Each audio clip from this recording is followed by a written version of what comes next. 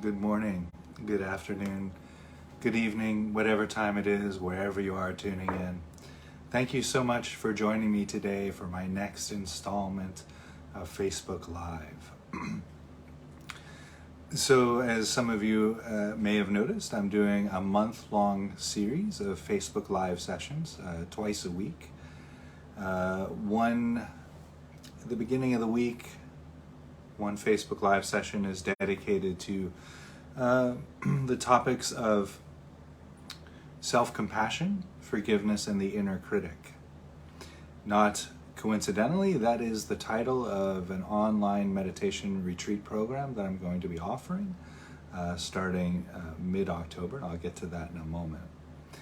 And so the earlier in the week Facebook Lives are designed to bring us into the online retreat program. Later in the week, around Thursdays or Fridays, I'm also doing a Facebook Live session at this same time at 10 a.m. here in Thailand, talking about loving kindness. And the reason for that Facebook program is that it's culminating in an 8-week-long loving kindness retreat launching mid-October as well. So while I'm here talking about the retreats, I'll go ahead and give all of the details on that. So as I mentioned, this retreat that I'm talking about today is entitled Self-Compassion, Forgiveness, and the Inner Critic.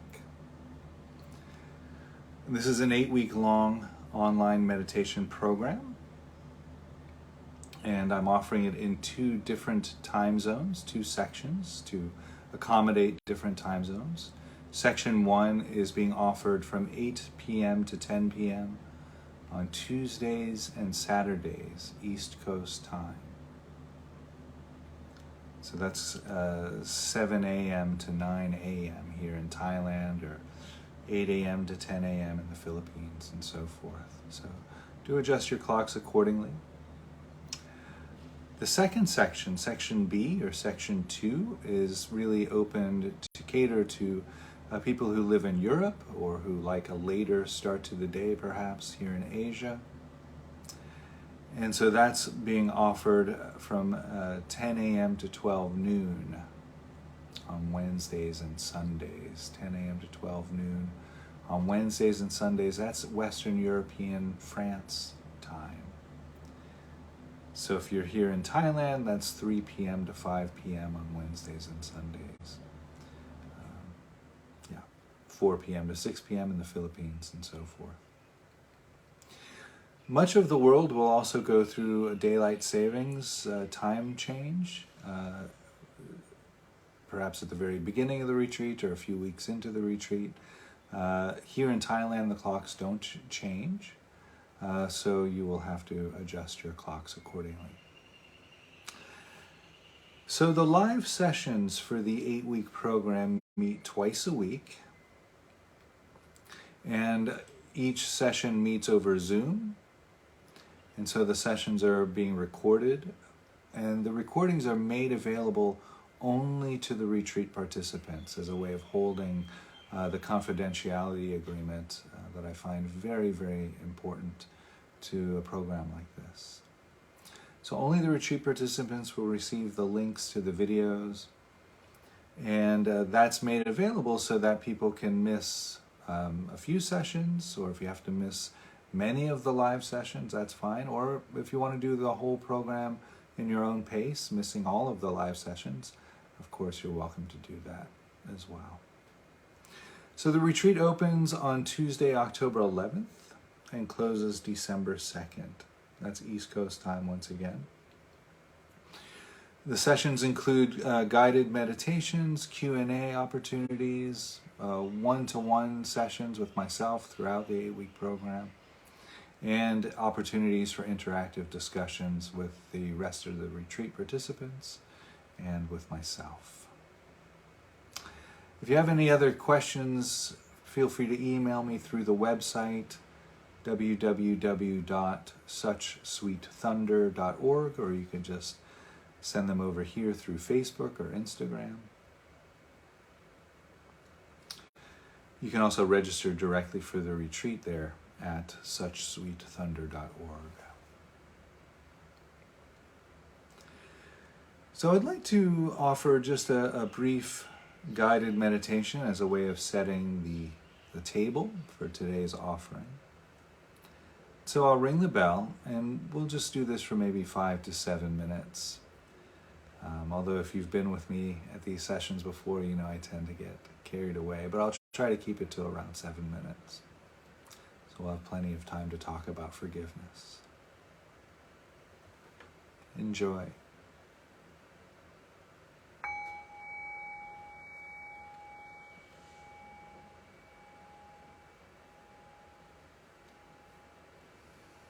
And so the invitation here is just to arrive into this present moment.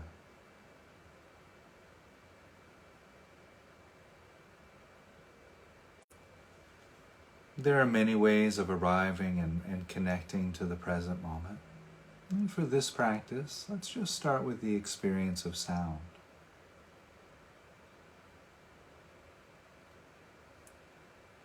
And so the invitation then is just to listen to the soundtrack of the present moment.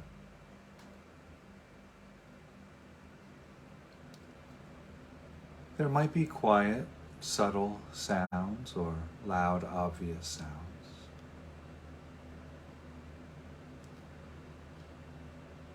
There might be sounds generated by nature, such as the sound of wind or rain, a bird song, crickets chirping, a dog barking nearby.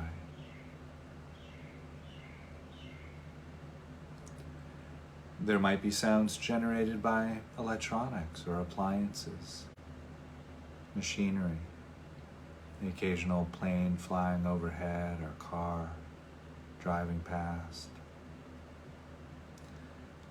the whirling of a fan or a heater.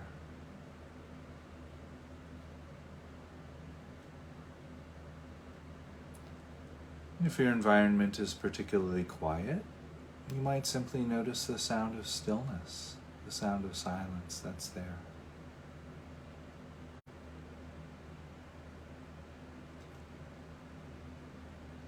Perhaps noticing how the combination of sound and silence make up the canopy of the aural field.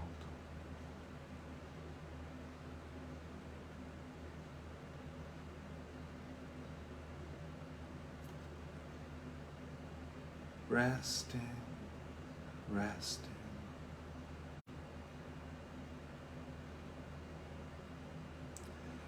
So while we're here resting with this present moment experience, the invitation here is to bring awareness to the feet,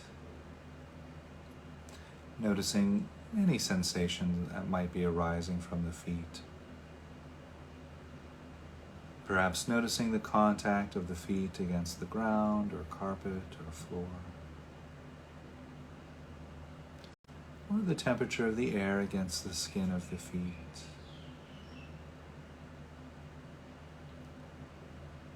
Inviting the muscles in the feet to relax and grow soft, rest. We might also notice sensations of clothing against the legs. Inviting the muscles in the legs to relax, rest.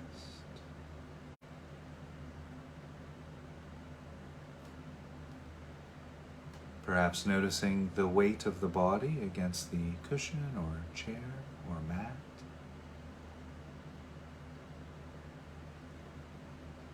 Inviting the muscles underneath those sensations to grow soft, relax.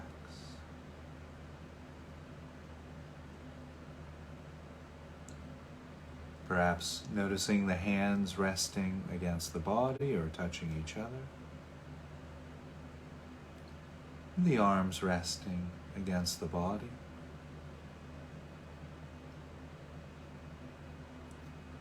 Inviting the hands and arms to grow soft, rest.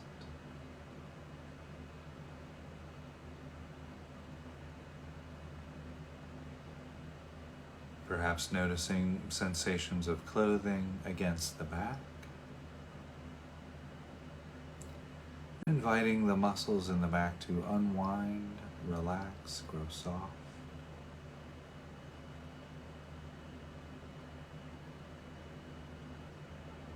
Perhaps noticing sensations of clothing against the shoulders.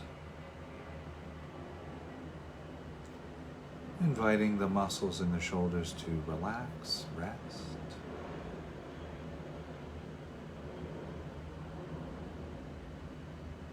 And perhaps also noticing sensations arising throughout the back of the neck and the sides of the neck. Inviting the muscles in the neck to relax, rest.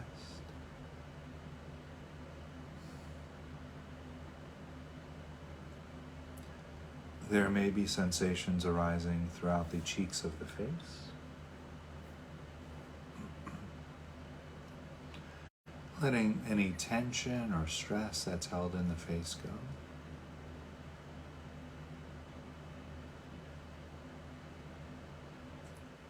And noticing sensations arising from the top of the head.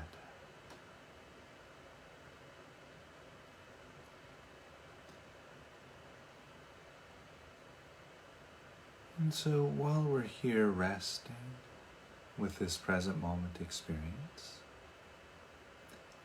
you might notice the mind wants to wander or get distracted. And if you notice distractions in the mind, just know that that's normal. Smilingly recognizing the distractions, letting them go. Perhaps noting thinking, and gently returning back to the experience of sound, silence, the sensations of the body.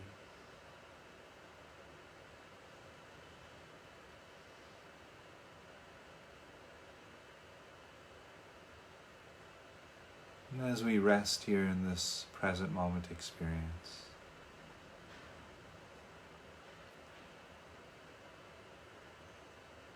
meeting whatever's arising in the body, the mind, the heart with kindness, with warmth,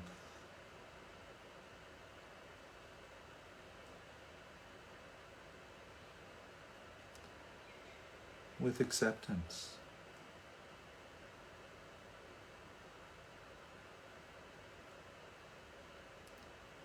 The present moment is just like this right now.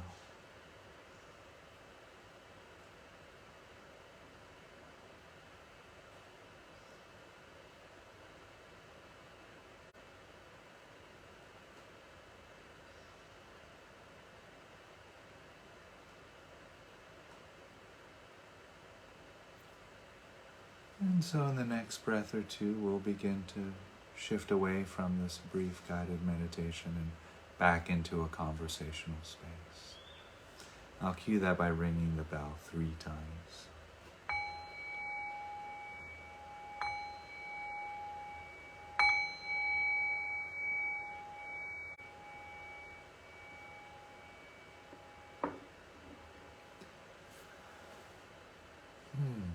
Okay.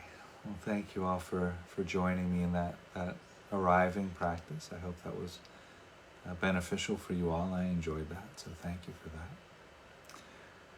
It occurred to me too that while I was bringing that practice to a close, that although the practices that we do here in the Facebook Live sessions are very brief and short in the interest of time, but on the retreat program and in some of the other sessions where I just do guided meditations, the meditations are much longer, usually 25 to 30 minutes of meditation time in the session. So, yeah, just for your information, some people find the opening practices to these Facebook Live sessions to be quite short.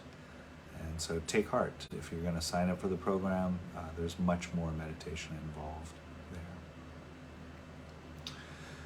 So, forgiveness. A lot to talk about it here. So, first I probably ought to enter into this talk by offering how I'm defining forgiveness. The way I think of forgiveness, the way I've come to understand this practice of forgiveness, it's really the practice of freeing one's own heart from resentment, from anger. Oftentimes when I'm talking about forgiveness or teaching around forgiveness, I will offer this metaphor of the practice of forgiveness being like removing a splinter from our own heart. Removing the splinter. Really, I usually term it as removing the splinter of resentment from our own heart. So forgiveness is it's a tool, it's a technique that allows us to more fully, more honestly embrace the present moment. Because as long as we're harboring resentment or anger, disappointment, as long as we're harboring those qualities, even if we're not consciously thinking about or reminiscing or ruminating around the experiences that we have these resentments over, those resentments still occupy a place in our heart and in our mind, in our subconscious. And as a result of that, those resentments that splinter in the heart, shades and colors and sometimes dictates how we show up in the present moment experience and how we show up with our life, in our life.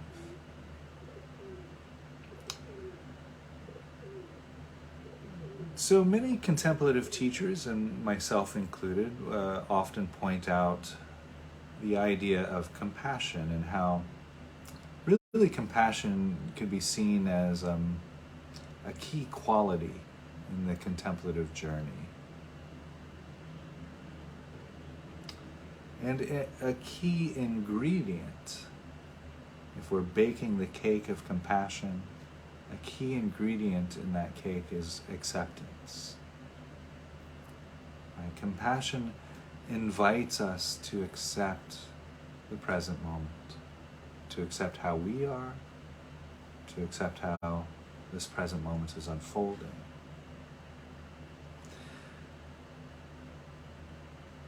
And sometimes acceptance is difficult.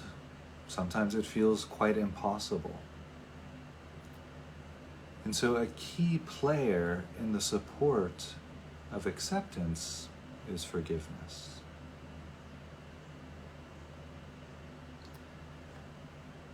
Right? Everyone's story, everyone's life story contains at least one villain.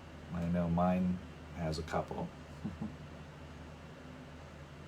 And likewise, we all play the villain in at least one other person's life story. This is a part of the human experience. Right? There's nearly 8 billion human beings on the planet right now. So to have this concept or idea that we can go through our life without ever bumping into any other person or any other person bumping into us, to harbor that belief is really magical thinking. Not really possible unless you live in a cave and you spend your life alone. And even then, I think there's probably ways. So this is a natural, normal component of the human experience. Disagreements, arguing, bumping into each other, and so forth. And I think a big part of the challenge around forgiveness is to remember that that is a natural aspect of the human experience. A sip of water.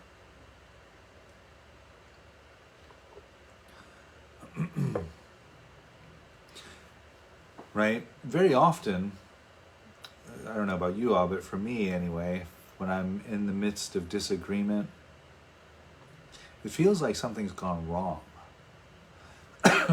Right? I've said something wrong, or this person said something wrong, but there's something wrong there.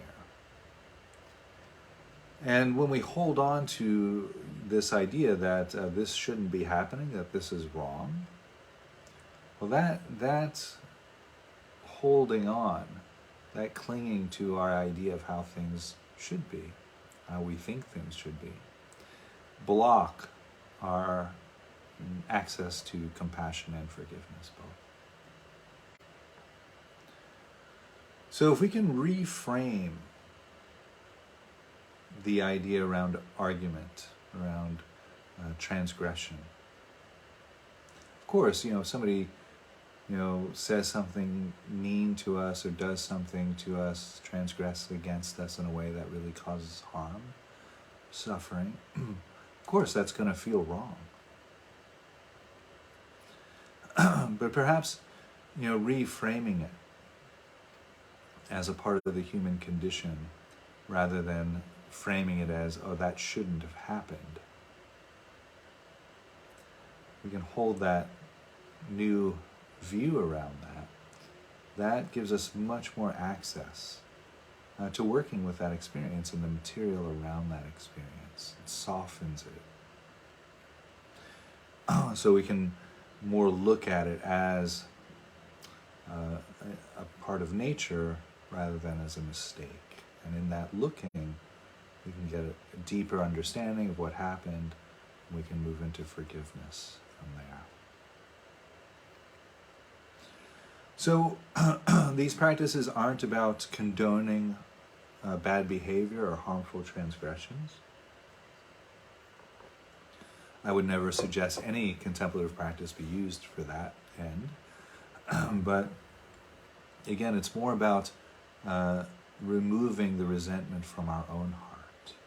Right? We can still hold people accountable. If somebody's done something that really caused me pain or suffering, I can still hold that person or those people accountable. And I can move past it, and I can remove the splinter from my heart. So very often, people are hesitant to move into forgiveness practice because they feel that the other person hasn't paid their dues around what they may have said or done to us. Right? We still want to keep them on the hook because we're still hurting. But honestly, when we forgive someone or a group of people, they may not even know it. In fact, many of the people who I've personally worked with in this practice, in my life, forgiveness, I started these practices after they passed away. And so, of course, in this situation, they will never know that I have forgiven them. But that's okay, it's not about them, right? It's really, again, to really bring this home, it's about alleviating our own heart from the pain of the past. Right? About putting down the stone of resentment and anger so we can much more skillfully and honestly meet the present moment.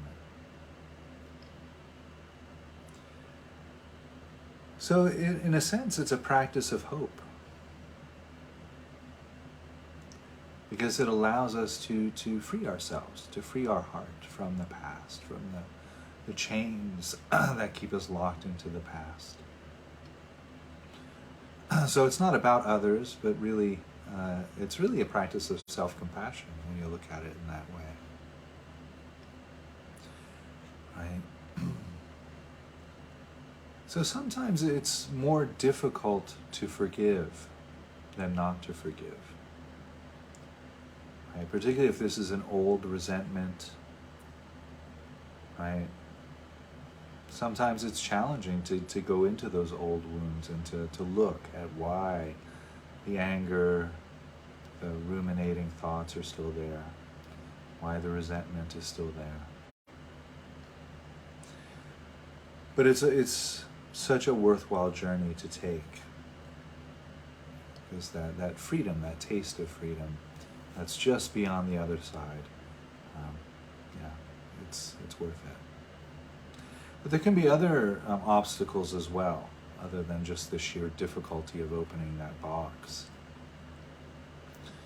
Sometimes when resentments age over time and things like that, and that relationship no longer exists, whether the other person has moved on out of our life or they've passed away or whatever the situation may be. Sometimes it can feel that resentment is the last thing we have left of that relationship. And so, it doesn't feel good to be in resentment around this situation or that person. And at the same time,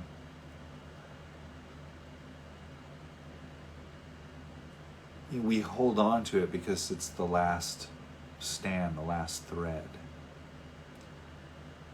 So what I've experienced in my own life is by letting go of that fear, recognizing that all relationships, no matter how challenging they may have been or they are, they're not 100% pain. There must be some goodness there that's keeping us in the relationship or that kept us there for some time, right? So through the method of forgiveness, what I noticed is actually in letting go of that resentment and relinquishing our grip on that idea, that clinging, that this is the last memory I have of this person. When that is let go of, the beauty, the magic, the love, the care that was in that relationship actually now has a way of shining through. And so we may find ourselves having much more access to the good times, to the beauty, to the loveliness that was perhaps in that relationship, but it just got masked over by the old resentments and fears that we were harboring.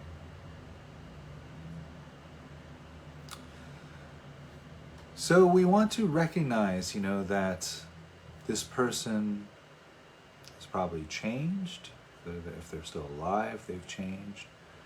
They have the capacity to change. They may not be the same person that we're framing them as, that we think of anymore.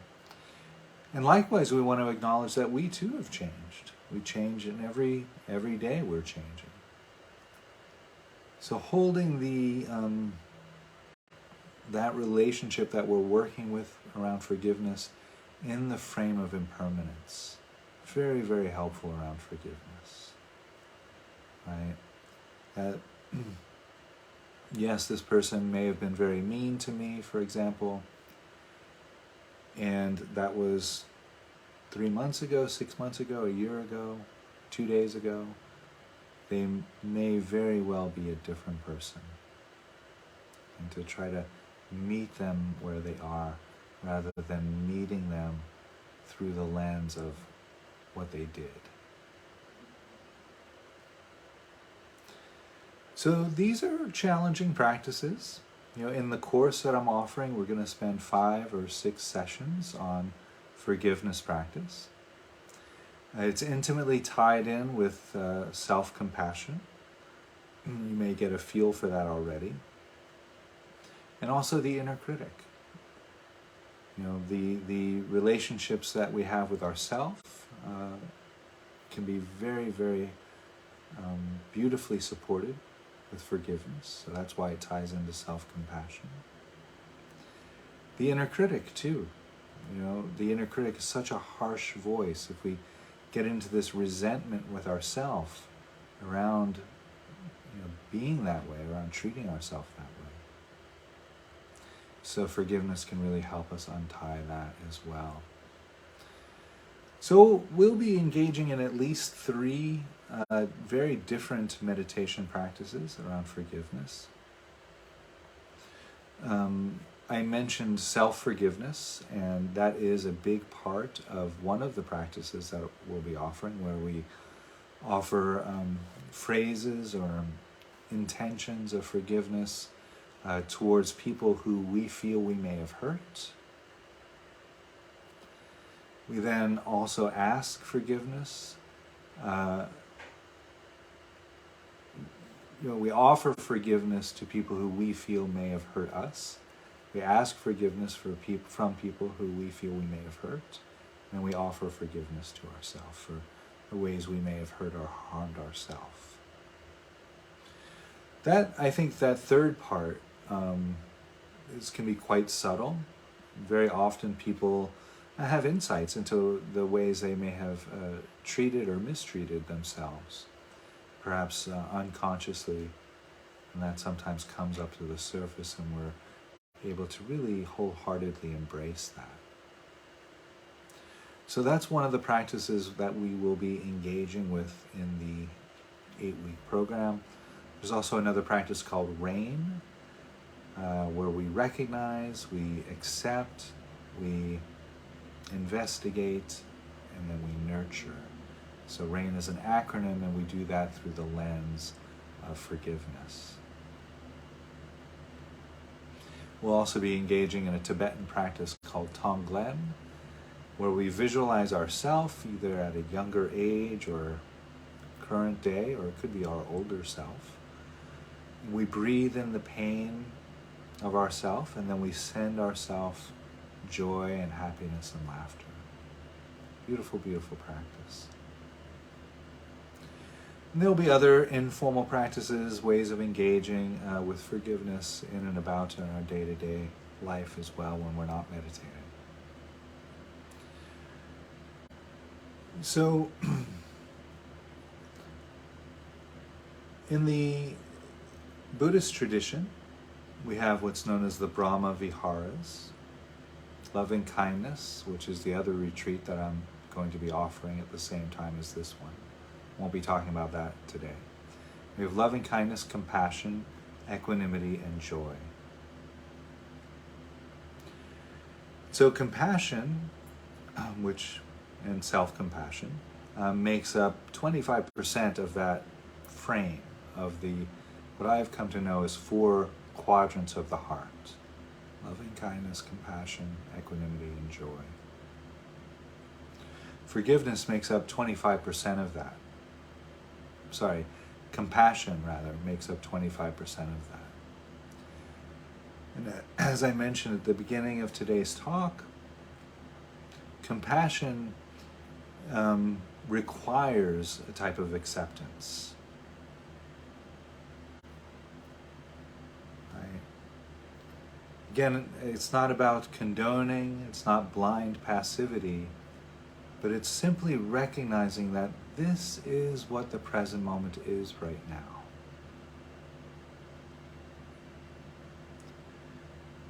So when we can meet the present moment in that way with this open-handedness, with this warmth of compassion, then we have a broad base to inspire change from.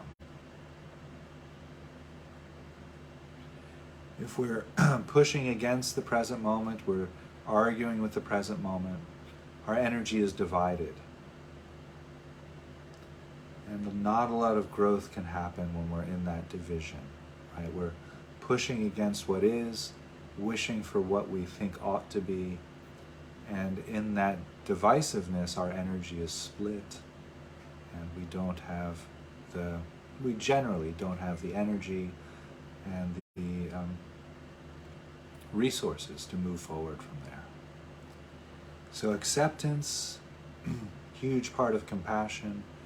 Forgiveness, huge part of acceptance.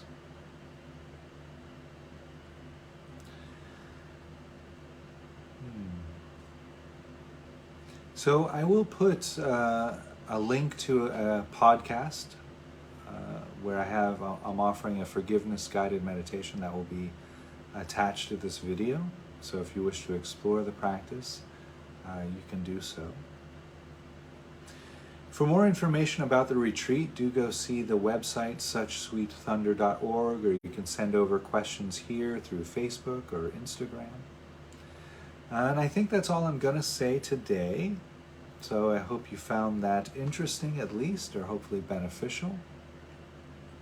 Enjoy the practice. If you have any questions about the guided meditation, always feel free to send those over. And I look forward to seeing you all in the next one. Have a great evening or morning or afternoon, and we'll see you then. Bye.